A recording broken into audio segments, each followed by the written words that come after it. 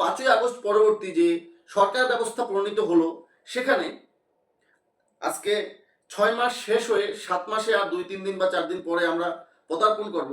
এই অবধি আমরা বাংলাদেশে কোনো আইন শৃঙ্খলা পরিস্থিতির উন্নয়ন দেখিনি, বাংলাদেশে দ্রব্যমূল্যের নিয়ন্ত্রণ দেখিনি, জনমনের মধ্যে স্বস্তি দেখিনি। বৈষম্যহীন সমাজ ব্যবস্থার যে কথা বলা হয়েছে, আদতে সমাজে সেই বৈষম্য দূর হয়েছে কিনা তার কোনো উজ্জ্বল দৃষ্টান্ত আমরা স্থাপন করতে পারিনি।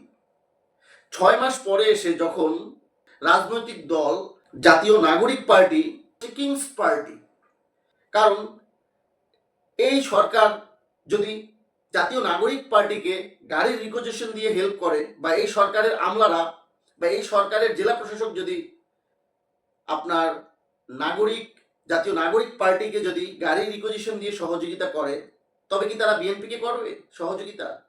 তারা কি জাতীয় পার্টিকে করবে? তারা কি ইসলামিক আন্দোলনকে করবে? তারা কি সুপ্রিম পার্টিকে করবে? আরো অন্যান্য যে পার্টিগুলো আছে, তারা কি এই পার্টিগুলোকে সহযোগিতা করবে গাড়ি রিকোজিশন দিয়ে? অবশ্যই করবে না।